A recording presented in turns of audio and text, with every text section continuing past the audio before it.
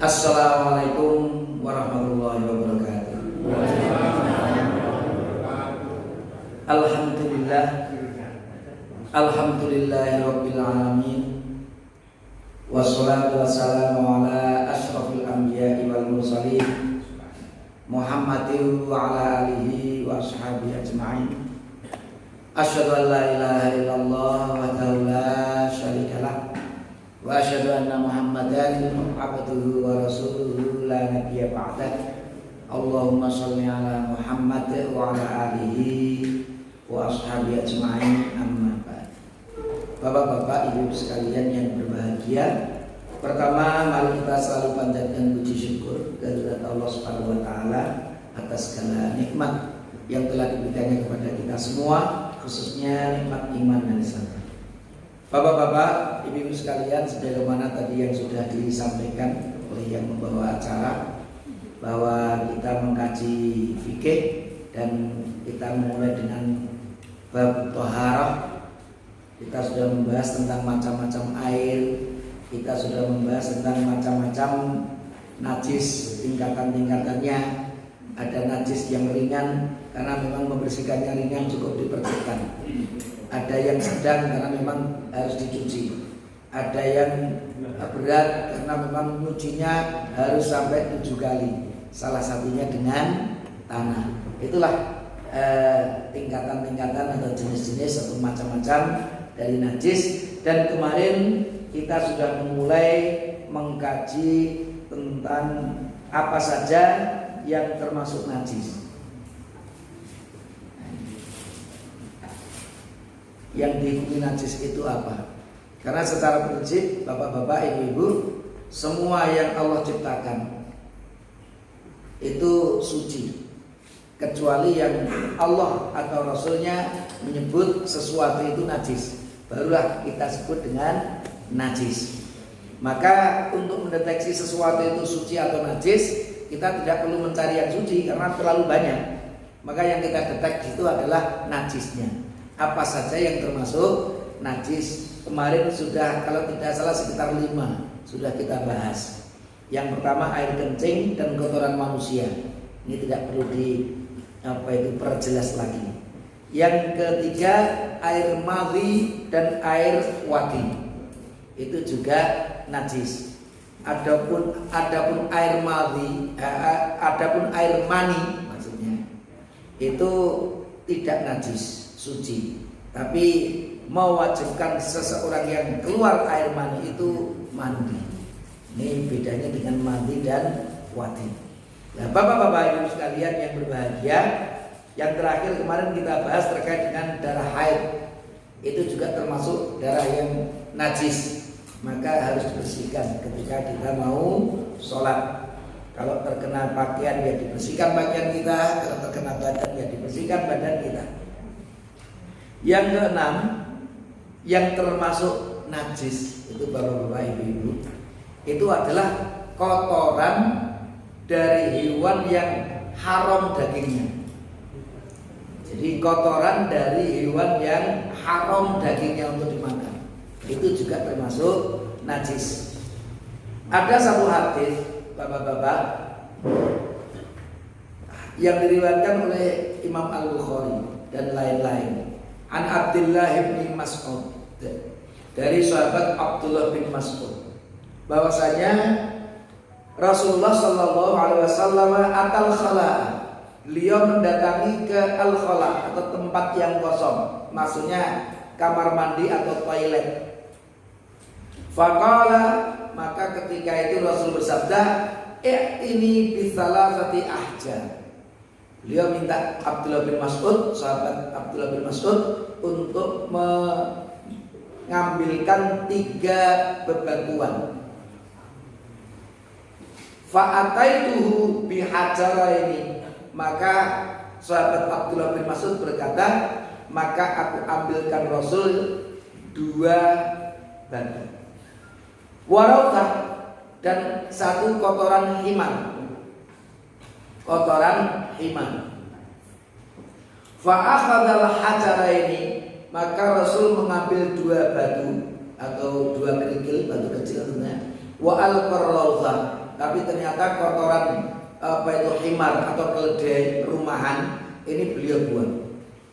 Wa qala hiya rijsun, ini adalah najis. Maka Rasul tidak gunakan untuk bersuci, yaitu ketika mau beristinja. Jadi menggunakan bebatuan yang diberikan 3, yang 2 dipakai, yang 1 dibuang. Kita tahu bapak-bapak, ibu-ibu, bahwa Rasul menyatakan bahwa keledai rumahan itu termasuk yang hukumnya haram. Jadi keledai rumahan itu hukumnya haram.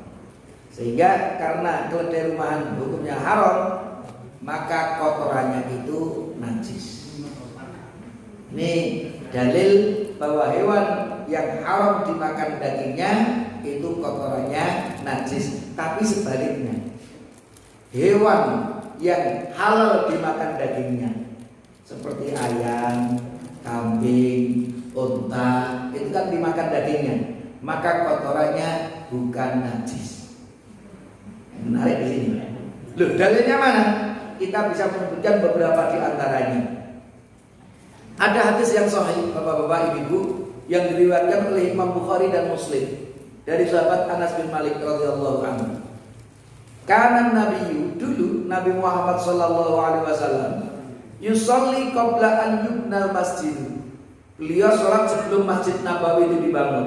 Fi marabidil ghanam, di kandang kambing. Rasul pernah sholat sebelum dibangun Masjid Nabawi itu di kandang kambing. Jadi artinya kalau beliau sholat di kandang kambing, artinya nggak ada masalah dengan kandang kambing.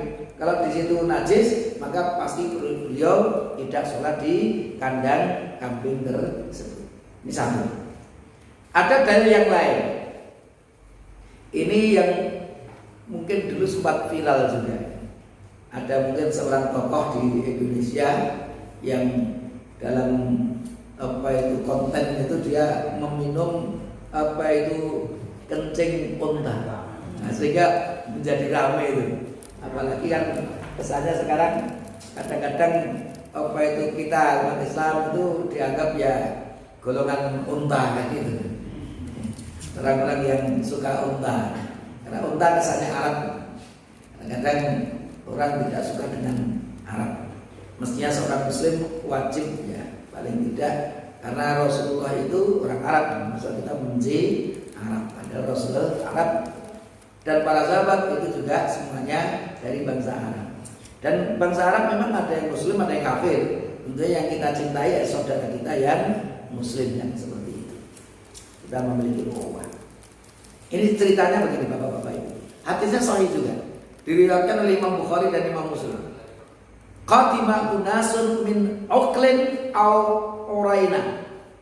Jadi ada beberapa orang dari suku Uql atau Uraina.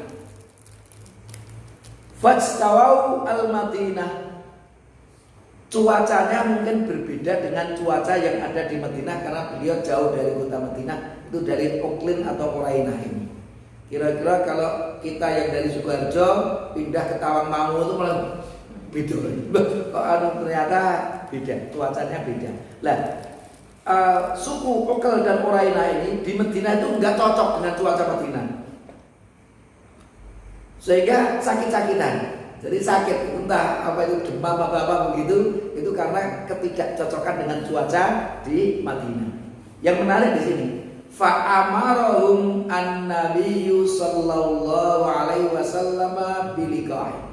Maka Rasulullah menyuruh mereka untuk datang ke peternakan unta. Nah, di sana banyak unta-unta begitu. Wa an yasrabu min abwaliha wa albaniha, dan agar orang-orang dari Uqlin atau Urainah tadi itu meminum air kencingnya dicampur dengan susunya unta. Air kencingnya unta dicampur dengan susunya unta. Fantolaku, maka para sahabat membawa tamu Rasul tadi yang dari Uqlin atau Urainah tadi dibawa ke tempat peternakan unta itu untuk melaksanakan perintah Rasul, yaitu mengambil air kencing unta dicampur dengan susunya untuk diminum sebagai obat yang tidak cocok dengan cuaca Madinah itu.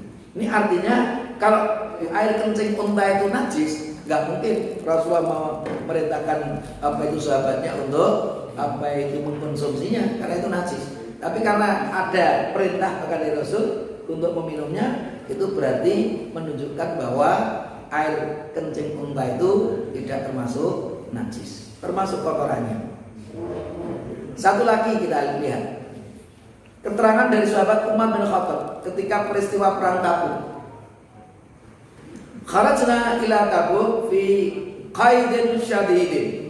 Kita pernah berangkat menuju Tabuk, perang Tabuk, dalam keadaan yang sangat kekurangan. Jadi masih pada kelaparan tapi diperintahkan untuk berperang. Luar biasa ini.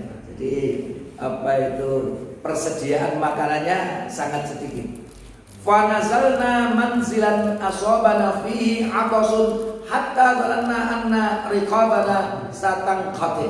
Nah, ini yang menarik. Kemudian kami singgah di suatu tempat dan kami sangat kehausan, sehingga kami menyangka leher kami akan putus saking hausnya.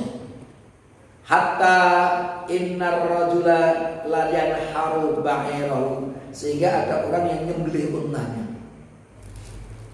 Fayaqsuru farthahu fayasrabuhu, kemudian dia memeras kotorannya atau air kencingnya, kemudian meminumnya. Fayaj'alu ma baqiya ala kabidi, sementara sisa perasannya itu ditaruh di atas perutnya. Gusakung konek ngelah lagi. Ini artinya ada riwayat yang menyatakan sahabat itu juga meminum air kencing unta. Ini artinya menunjukkan bahwa air kencing unta tidak termasuk yang najis atau juga tidak haram. Bapak-bapak, ada juga apa itu riwayat ketika Rasulullah itu sholat. Dulu kan di Mekah itu dilempari oleh orang-orang kafir Quraisy dengan apa?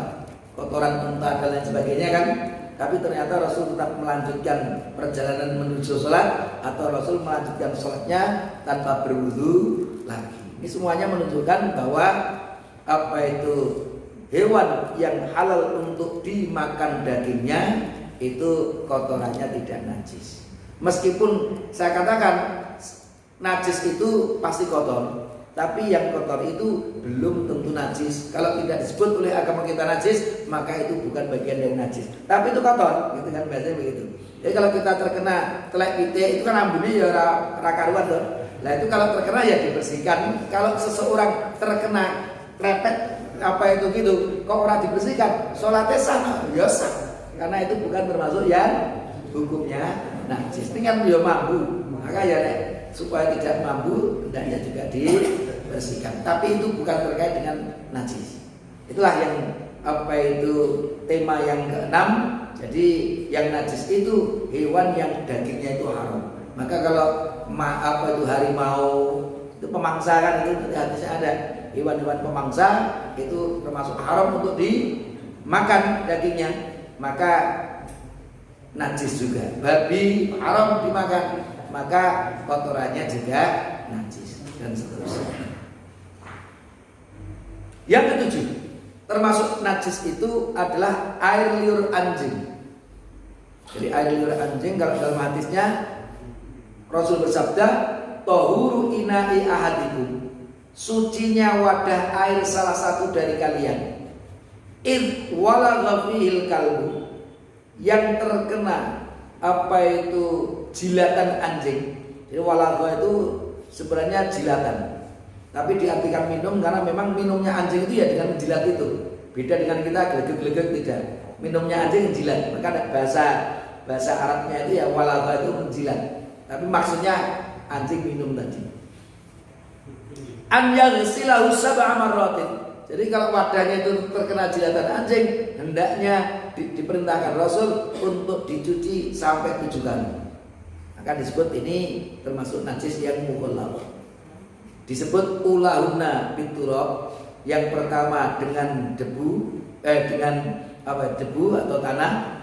Kemudian ada riwayat yang terakhir dengan tanah atau debu, tapi ada riwayat yang lain salah satunya dengan tanah atau debu. Jadi 7 kali ini boleh di awal debunya atau tanahnya, boleh di tengah, boleh di akhir. Pokoknya dari 7 itu salah satunya dengan tanah itu tadi.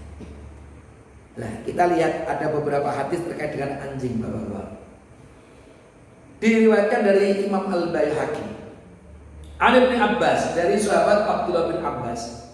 Anna Nabiya sallallahu alaihi wasallam, bahwasanya Nabi Muhammad sallallahu alaihi wasallam qala, pernah bersabda, samanul kalbi khabithun. Uang hasil dari anjing itu khabith. Khabith itu kotor. Di antara makna khabith itu ya najis. Maka apa itu, ada al-hadath, ada al-khabath. Al-hadath itu ada hadath kecil, hadath besar. Kalau hadath kecil kita harus wudu, kalau hadath besar kita wajib mandi. Kalau khabath itu terkena najis. Kalau terkena najis ya kena khabath, berarti dibersihkan pakaian kita yang terkena najis, atau tempat sholatnya, atau badan kita yang terkena najis. Ini khabith. Wa huwa akhbathu minhu, bahkan hasilnya itu lebih khabith daripada anjingnya itu sendiri. Ini berdasarkan hadis ini, banyak ulama yang menyatakan jual beli anjing itu juga hukumnya haram. Hasilnya itu lebih buruk daripada dagingnya anjing itu sendiri. Hasilnya begitu. Hadis diriwayatkan oleh Imam Al-Baihaqi. Ini juga ada hadis yang sahih, bapak-bapak ibu, terkait dengan anjing. An Abi Bakrin ibn Abdurrahman an Abi Mas'ud Al-Ansari radhiyallahu anhu. Anna Rasulullah, bahwasanya Rasulullah sallallahu alaihi wasallam melarang an samanil kalbi, mengambil saman itu hasil dari anjing, penjualan anjing atau bisnis anjing, an samanil kalbi. Wa mahril baghi, mahrim itu mahar, bayaran. Al baghi pelacur. Jadi kalau seorang melacur dapat bayaran, itu juga apa itu Rasul melarang. Jadi samakan uang hasil jual beli anjing dengan uang hasil melacur. Wa khulwanil kahin, khulwan itu manisan. Kalau kahin itu dukun. Dukun itu biasanya kalau ngasih manisan untuk dimakan. Nah, itu khulwanil kahin, itu juga hukumnya haram. Rasul melarang makan. Kalau ada dukun ngasih kita manisan itu jangan dimakan. Mungkin ada kepercayaan tertentu kan begitu. Nah ini disamakan dari hasil apa itu bisnis anjing, kemudian hasil dari pelacuran tadi, termasuk manisan yang diberikan dari kahin, itu Rasul melarang kita untuk mengambil atau memanfaatkannya. Nah, sehingga dari hadis ini maka para ulama menyebut itu bagian dari yang diharamkan. Kemudian ada lagi hadis yang sahih diriwayatkan oleh Imam Muslim. Ada apa itu riwayat yang menarik juga. An Zaid bin Jubair. Dari Zaid bin Jubair qala, beliau berkata, sa'ala rajulun ibna Umar. Ada seorang laki-laki yang bertanya kepada sahabat Abdullah bin Umar, putranya Umar bin Khattab. Ma yaqtulu ar-rajulu minad dawabi wa huwa muhrim. Apa yang bisa dibunuh oleh seseorang, hewan yang bisa dibunuh sedangkan dia itu dalam keadaan berihram. Karena berihram kan dilarang membunuh hewan. Lalu yang boleh apa? Qala, beliau menjawab, haddatsatni ihda niswatin nabi, bercerita kepadaku salah satu istri Rasul, annahu kana, bahwasanya Rasulullah dahulu ya'muru, Rasul itu memerintahkan, biqatlil kalbil aqur, untuk membunuh anjing al-aqur. Al-aqur itu ada yang menyebut yang buas, ada yang menyebut mungkin bahasa kita itu mungkin anjing rabies, kira-kira begitu. Anjing yang buas atau anjing yang sakit ya, gitu. Tapi sebagian ulama mengatakan al-aqur ini hanya sifat, tapi maksudnya ya anjing itu tadi, karena anjing itu semuanya buas kan gitu. Wal faqrati, juga faqrah. Faqrah itu tikus. Wal aqrabi, al-aqrab itu kalajengking. Wal hudayya, al hudayya itu satu jenis burung yang disebut mungkin kalau bahasa kita itu seperti burung pemakan bangkai. Itu termasuk al-hudayyah. Kalau di kita gambarannya sulit dengan al-hudayyah, tapi termasuk seperti burung pemakan bangkai. Wal ghurab, al-ghurab itu gagak. Wal hayyati, dan ular. Qala wa fi sholati aidan, termasuk ketika dalam keadaan sholat. Itu hadis. Artinya Bapak-bapak, para ulama itu menyebutkan hewan yang diperintahkan oleh Rasul untuk dibunuh itu termasuk hewan yang haram untuk dikonsumsi. Karena kalau tidak haram dikonsumsi, perintahnya bukan dibunuh, tapi disembelih, dimakan. Tapi ini dibunuh. Maka hewan yang diperintahkan Rasul untuk dibunuh itu termasuk hewan yang hukumnya haram. Itu menurut jumhurul ulama kecuali Imam Malik. Nanti saya sebutkan di belakang. Kecuali Imam Malik. Bapak-bapak sekalian yang berbahagia, pendapat para ulama mengenai anjing itu memang juga tidak sepakat. Mereka berbeda terkait dengan apa itu anjing. Yang pertama mazhab Hanafi, ulama-ulama mazhab Hanafi. Kita gebiah-gebiah ini sebenarnya bapak-bapak ibu-ibu, di dalam setiap mazhab pun juga para ulamanya tidak satu juga. Seringkali satu mazhab tapi tetap berbeda. Maka ini kesannya ya paling tidak mainstreamnya gitu ya. Jadi kebanyakan dari ulama-ulama Hanafiyah yang bermazhab Hanafi itu menyebut yang najis itu air liur, mulut dan kotorannya. Pokoknya yang basah-basah itu yang najis. Kalau yang kering enggak najis. Mazhab Hanafi. Mazhab Maliki dan Doiri seluruh tubuhnya tidak najis.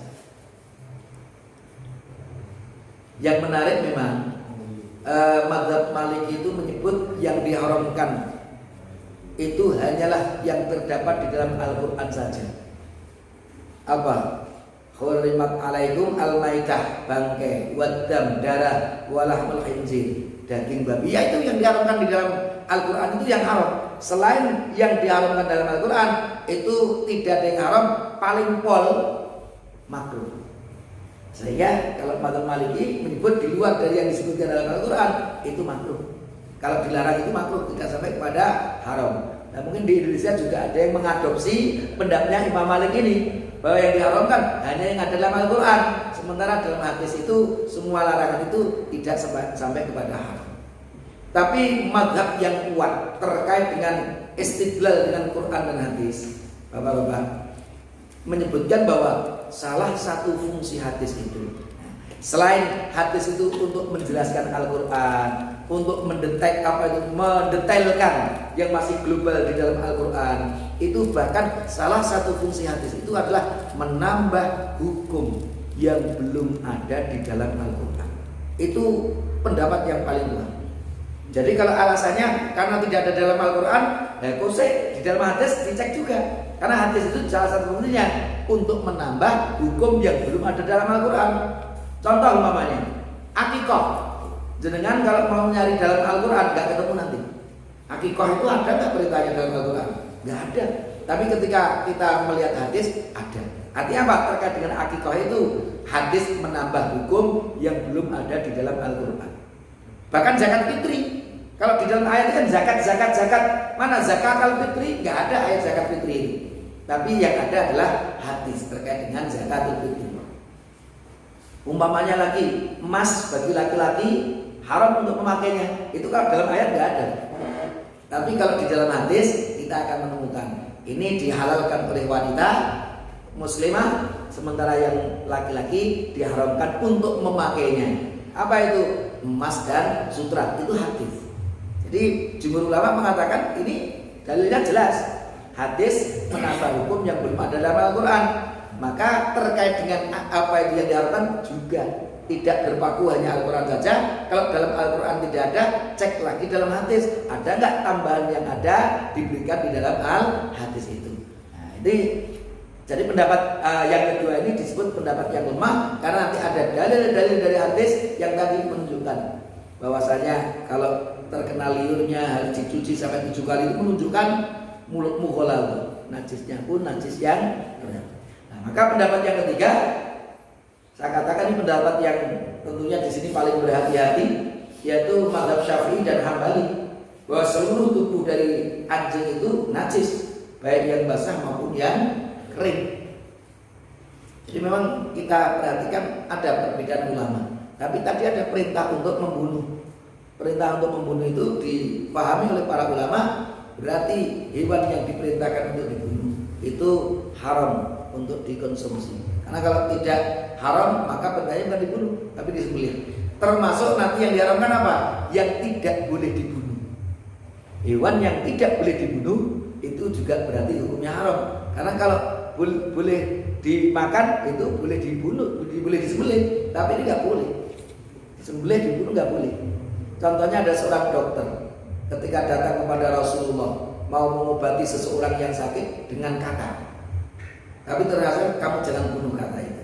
Itulah sabda Rasul. Nah, dari larangan Rasul untuk membunuh kata ini, jumhur ulama mengatakan berarti kata tidak boleh dikonsumsi. Karena apa? Karena Rasul ketika dokter itu mengobati dengan kata, jangan kamu bunuh kata itu, tidak boleh dipergunakan.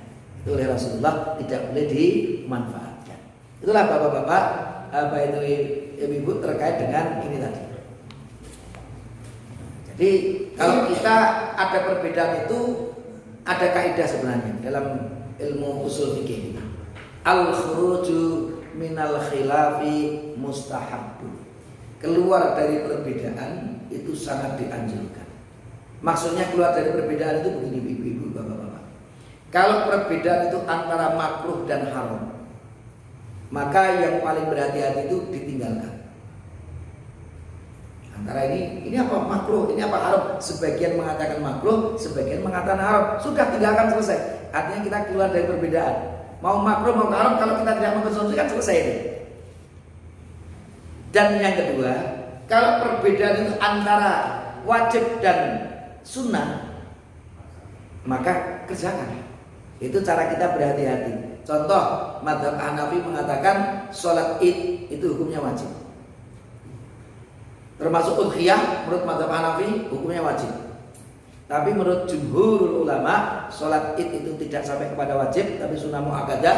Dan menyembelih kurban itu tidak sampai wajib, tapi itu sunnah muakkadah. Sehingga di sini ada sunnah muakkadah atau wajib, ada ikhtilaf. Maka cara berhati-hati, kalau kita mampu, tidak ada udzur sama sekali, ya sudah, sembelih. Itu artinya kita keluar dari perbedaan tersebut. Itu al-khuruju minal khilafi mustahabun. Maka cara kita berhati-hati ya dengan menggunakan salah satu kaidah yang sudah diberikan oleh para ulama kita tersebut.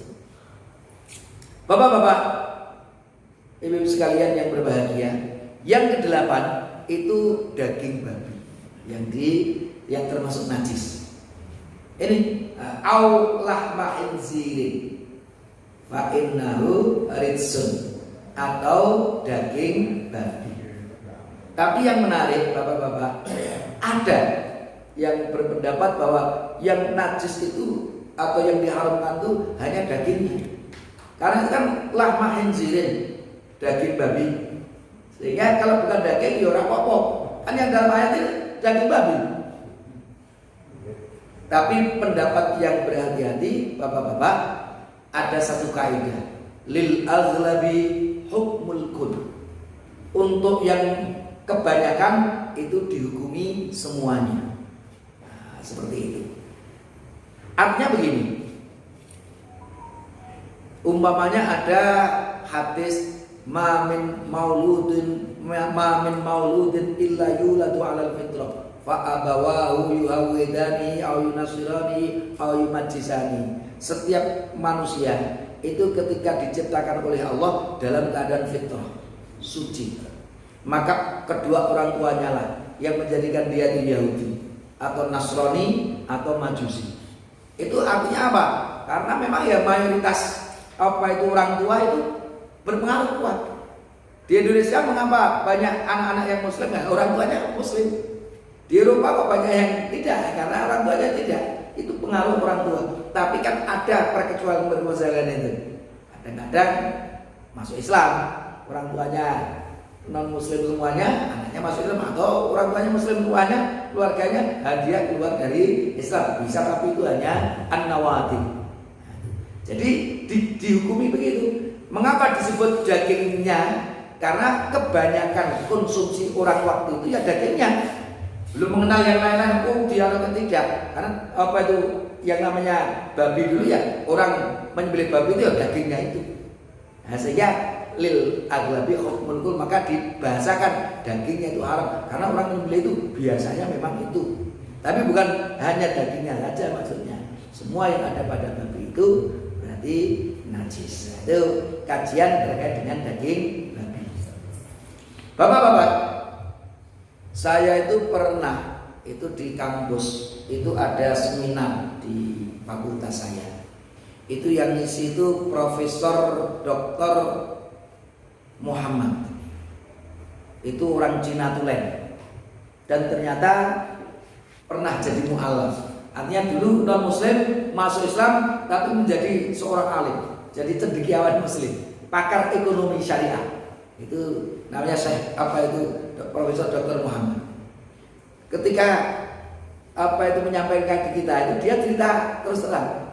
Saya dulu sebelum muslim itu penggemar berat babi. Gue enak tenan babi itu, dia gitu. Saya nggak makan babi itu bukan karena saya doyan sekarang ini, karena dilarang oleh agama saya begitu muslim saya tidak makan.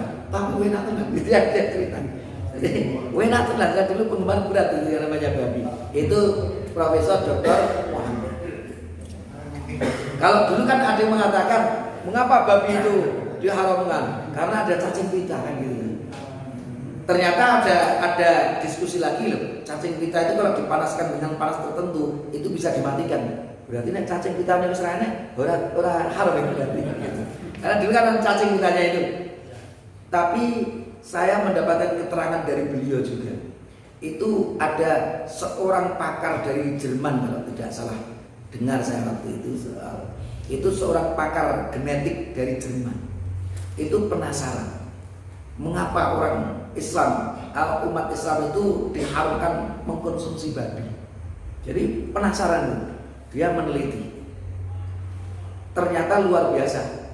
Hasil penelitian itu salah satu efek yang paling dahsyat itu adalah apa? Menjadikannya mendapatkan hidayah dari Allah Subhanahu wa taala. Jadi dari penelitian dia memiliki konklusi, kesimpulan bahwa ternyata babi itu adalah hewan yang gennya paling dekat dengan manusia. Jadi ini yang kedua. Yang pertama beliau mengatakan gennya paling dekat dengan manusia. Ini pakar genetik ini. Ternyata kera pun kalah dekat gennya dengan babi. Jadi paling dekat gennya dengan manusia itu ya babi ini. Di dalam ilmu genetika katanya, saya juga bukan ahlinya, monggo kan di sini ada yang pakar genetik. Itu katanya, itu kalau ada kedekatan, itu bisa mempengaruhi sifat-sifatnya. Maka nek ngomong Jawa itu ada istilah buah itu tidak jatuh tidak jauh dari pohonnya kan gitu kan. Itu nemplek gitu. Jadi sifat-sifat orang tua itu banyak nemplek ke anaknya itu. Karena apa? Kedekatan gen tadi, genetika tadi. Nah ini kalau seseorang banyak mengkonsumsi babi, maka gennya kan nemplek nanti, gennya babi itu. Sehingga sifat-sifat babi itu akan nemplek juga pada orang itu. Itu kesimpulan yang pertama. Kesimpulan yang kedua, beliau mengatakan bahwa ternyata babi itu satu-satunya hewan yang tidak punya rasa cemburu. Jadi kita meneliti hewan itu, ayam itu rebutan cewek gitu ya, taruh gitu, jagonya itu taruh gitu. Gara-gara rebutan cewek itu, karena cemburu itu dikati yang lain itu. Burung-burung juga gitu. Kalau kita melihat pakar dari Muslim dari Turki itu membuat video itu kan ya siapa? Harun juga bisa mendeteksi seperti itu. Tapi ternyata yang namanya babi itu nggak ada rasa cemburu sama sekali. Itu satu. Maka kalau orang terlalu banyak mengonsumsi babi, sehingga mungkin mati itu rasa cemburunya. Maka mungkin orang-orang sana itu yang rasa cemburu gonta-ganti biasanya jangan-jangan kokian daging babi tadi, sehingga nempel itu wataknya itu seperti babi itu satu. Yang kedua, kesimpulan yang kedua yang B, itu babi itu hewan yang paling kotor, menjijikkan, jadi kotorannya sendiri itu dimakan. Itu tidak ada semenjijikkan selain siapa yang berani memakan kotorannya sendiri selain babi, nggak ada. Itulah itu babi itu. Maka dari kesimpulan itu pakar genetika dari Jerman tadi akhirnya masuk Islam. Tapi yang menarik bapak-bapak ibu, mohon maaf ini ngelantur ya. Yang menarik begini, jadi yang namanya diharamkannya babi ini sebenarnya benar-benar cobaan Allah bagi umat ini. Karena dari sisi ekonomi bapak-bapak ibu, itu tidak ada hewan yang lebih ekonomis, hanya nilai ekonominya itu lebih tinggi dari babi, nggak ada. Dalilnya apa? Ternyata penelitian luar biasa. Ini kita lihat ini, ketok enggak nih? Ketok nih. Jeroan. Jadi kita ngambil dari jeroan ini. Jeroan ini, bapak-bapak ibu, itu ada dalam jeroannya ada empedu. Itu nanti ada zat namanya taurin. Taurin ini untuk vitalitas, menjadi semangat, menjadi pokoknya seperti itu, menjadi vitalitas tinggi. Itu untuk obat vitalitas yang paling maksimal kalau dikonsumsi. Itu taurin dari babi. Ini taurin dari sapi dari itu tidak sekuat kalau taurin itu berasal dari jeruan babi. Itu saya pernah kalau mendengarkan itu, waktu itu saya diutus dari Sukoharjo itu mengikuti pelatihan menjadi auditor halal. Auditor produk halal untuk halal itu di Semarang. Waktu itu yang isi ya dari pusat. Udah lama itu, mungkin udah 15-an tahun yang lalu, udah cukup lama. Nah kemudian kita lihat dari kikilnya itu jelas ya, dagingnya itu jelas untuk macam-macam, lemaknya itu campuran lemaknya penyedap untuk penyedap. Yang menarik itu di sini tulang gelatin, itu termasuk gelatin. Saya dulu mendapatkan keterangan bahwa gelatin dari tulang babi atau gelatin dari tempat yang lain, tidak hanya tulang ya, gelatinnya itu dari babi itu kalau untuk membuat jelly itu nah, kalau kena jelly itu ngempel ya dia, itu ngempelnya paling kuat dan paling tahan lama. Jadi kalau menggunakan gelatinnya itu dari babi. Jadi kalau dari yang lain itu ya mungkin beberapa hari wis kendor. Dari babi itu tingkat kekuatannya di jelinya itu masih lebih awal. Nah, itu seperti ini. Bahkan disebutkan itu. Waktu itu saya juga ngeri juga dengan keterangan itu. Saya masih teringat. Kapsul itu yang untuk obat itu, kulitnya obat itu ya. Itu waktu itu tahun ya 15 tahun yang lalu itu mengatakan bahwa 80% kapsul itu jadi mengandung gelatin babi. Maka ya luar biasa beratnya juga itu. Kalau di Eropa itu kan ya paling murah. Kalau dia dari sisi produksinya kan paling murah itu. Sehingga kalau caranya nek ngomong gaya modal paling murah itu ya dari babi ini karena semuanya bermanfaat. Kemudian nanti ada darahnya, serum kulitnya bisa, bulunya ini contoh yang lain, bulu babi. Nah, saya mendapatkan keterangan. Yang suka bikin roti katanya. Saya juga nggak pernah bikin roti, tapi saya dapat keterangan coba nanti proses. Untuk mengembangkan roti itu kuasnya itu paling maksimal untuk mengembangkan roti itu dengan kuas dari bulu babi. Katanya begitu. Itu saya dapat informasi begitu. Jadi kalau kita buat roti untuk mengembangkan roti itu, kuas yang digunakan ini paling sempurna itu kalau menggunakan bulu babi. Padahal bulu babi termasuk yang najis juga kan gitu.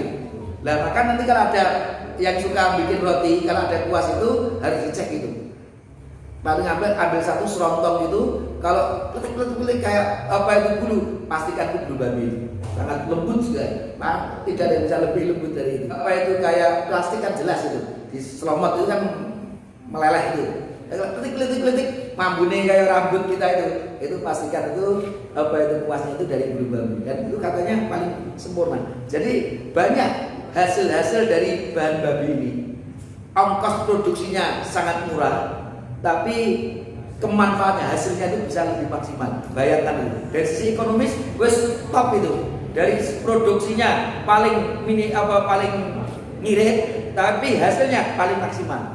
Itu untuk produksi. Maka di Eropa itu yang namanya babi itu disebut hewan yang paling ekonomis. Jadi paling menghasilkan. Lawang memelihara babi paling mudah. Katanya informasi di Australia itu penduduk Australia dengan babi itu banyak babi. Jadi babi dengan penduduk Australia itu banyak babi. Maka Australia itu kan banyak mengekspor sapi ke Indonesia. Karena banyak dari mereka udah cukup dengan babi itu. Apa itu sapinya diekspor ke kita. Gitu. Itu beritanya seperti itu. Dan kalau sapi itu kalau 1 tahun satu ekspor gitu. Beranak itu. Kalau babi itu riwayatnya bisa sampai 12 dalam 1 tahun itu pengulas mana ini.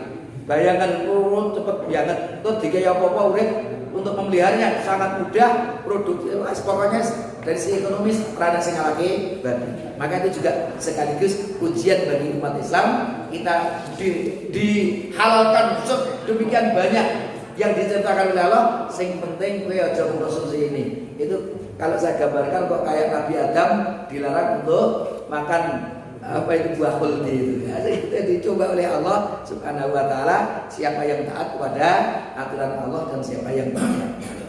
Ada 100 sing 5 dilarang. Dan juga sing 5 kuwi lho. Mbok sing 95 kan gitu loh. Itu diuji oleh Allah Subhanahu wa taala. Itulah Bapak-bapak Ibu sedikit cerita tentang babi. Yang ke-9 bangkai. Bangkai itu najis. Jadi kalau itu kambing mati kepelindes mobil tidak sempat disembelih, maka kambing itu najis. Kecuali kulitnya yang sudah disamak. Kalau kulitnya sudah disamak, maka menjadi suci. Ini artinya apa? Hewan yang asalnya boleh dikonsumsi dagingnya, tapi menjadi bangkai, tidak tersembelih. Mati kepelindes, mati. Nah ini semuanya tidak bisa dimanfaatkan kecuali kulitnya kalau sudah disamak. Kemarin sudah kita bahas terkait dengan menyamak kulit. Tapi kalau itu babi mau disembelih mau tidak, itu disamak 1000 kali aja tidak berubah menjadi suci karena dasarnya dagingnya haram untuk dikonsumsi, itu najis dari sononya. Jadi kalau kambing itu asalnya halal suci, tapi karena bangkai menjadi najis kecuali kalau sudah disamak. Dan ada perkecualian. Bangkai ikan dan belalang. Uhillat lana maitatani wa damani. Dihalalkan bagi kita 2 jenis bangkai dan 2 jenis darah. Wa amal maitatani. Adapun 2 bangkai yang dihalalkan itu al-faljaradu. Al-jarad itu belalang. Al-jarad itu belalang. Wal hutu itu ikan. Belalang dan ikan ini bangkainya pun tidak najis.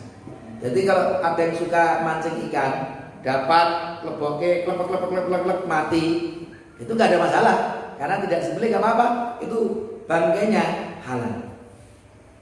Jadi kalau lele gitu ya, tok kiri neng daratan sak mati nih kan gitu, mati dikonsumsi boleh nggak? Boleh, karena itu jenis bangkai yang halal, tidak sembelih pun halal. Itu termasuk ikan. Kalau ikan tidak sembelih mati, tapi tentunya ada batasannya semuanya itu. Para ulama memberikan kalau yang mati itu busuk, sudah mengandung bakteri, membahayakan kesehatan, nah tentunya yang membahayakan kesehatan ini termasuk juga dilarang, bukan karena jenis ikannya, tapi karena membahayakan terhadap kesehatan pasti dilarang oleh agama kita. Sesuatu yang membawa mafsadah pasti dilarang oleh agama kita. Itulah kurang lebih yang berkaitan dengan perkecualian dari bangkai itu. Kemudian bangkai hewan yang tidak mengalir darahnya yang diperkecualikan. Jadi hewan yang tidak mengalir darahnya itu diperkecualikan. Maka disebut ad-dubab. Ini ad-dubab. Ini itu lalat. Idza waqa'a ad-dubabu fi syarabi ahadikum. Apabila ada lalat yang berada di minuman salah satu dari kalian, Jadi ada lalat mati neng gelas kita, gelas teh ini ada lalat mati. Fal yaghmisu, maka celup ke sisa, lebok ke sisa, diselem ke, diselulup ke. Summa liyanzihu, kemudian diangkat, dibuang. Fa inna bi ahadi janahi da'an, karena di salah satu sayapnya itu adalah penyakit, wa fil akhari shifaan, salah satunya lagi adalah obatnya. Itu keterangan dari Rasulullah, hadis sahih diriwayatkan oleh Imam Bukhari. Sing kepengin meneliti monggo diteliti ini terkait dengan sabda Rasulullah sallallahu alaihi wasallam. Ini artinya bangkai, tapi nggak apa-apa ini. Karena apa? Darahnya tidak mengalir. Itu cara-caranya loh. Itu berarti kena najisnya itu, tehnya itu. Tapi karena hewan itu tidak mengalir darahnya, maka ini termasuk yang dimampu, itu bukan najis. Nah, itulah yang terkait dengan yang ke-10. Yang najis itu apa? Yang terpotong dari hewan yang masih hidup, itu justru najis. Jadi kalau kambing kita yang hidup itu potong kakinya satu, itu kakinya yang yang kita potong dari hewan yang hidup itu najis. Itu juga haram untuk dikonsumsi. Nah, itu seperti bangkai. Nah, karena tidak tersembelih hewannya kan, menjadi halal kapan? Kambing itu kan disembelih dengan syar'i baru halal dagingnya. Tapi dipotong kakinya atau potong pupunya gini digorengnya gitu, itu tidak boleh dikonsumsi. Ma kuti aminal bahimati wa ya hayatun wa ya maitatun. Ini sabda Rasul. Apa-apa yang terpotong dari hewan yang masih hidup, maka itu termasuk bangkai. Itu sabda Rasulullah sallallahu alaihi wasallam. Air sisa dari binatang buas dan hewan yang tidak boleh dimakan dagingnya. Air sisa harimau. Nah, kalau jumhur ulama nanti anjing itu kan bahkan harus dicuci 7 kali. Itu berarti termasuk yang najis. Daging hewan yang tidak boleh dimakan dagingnya juga najis. Jadi daging babi itu najis, karena itu haram untuk dikonsumsi dagingnya, maka dia itu najis. Itulah bapak-bapak. Sedangkan kotoran dari hewan yang halal dagingnya adalah suci, tadi sudah kita. Hal ini berdasarkan beberapa dalil tadi sudah saya sampaikan. Itu saja itu yang bisa saya sampaikan. Nanti kalau ingin ingin terlalu cepat, saya memang mengejar waktu jam 9 lebih. Mudah-mudahan kalau ingin mengulangi ya pakai yang kirim oleh Pak Joko itu nanti bisa didengarkan lagi. Kalau ada yang mungkin ingin didiskusikan, monggo didiskusikan. Tapi dari kami cukup sekian. Mungkin kalau di waktu yang lain gitu ya. Mudah-mudahan ada manfaatnya. Kalau ada kekurangan, mohon maaf yang sebesar-besarnya. Aku qouli hadza wa astaghfirullah li wa lakum. Wassalamualaikum warahmatullahi wabarakatuh.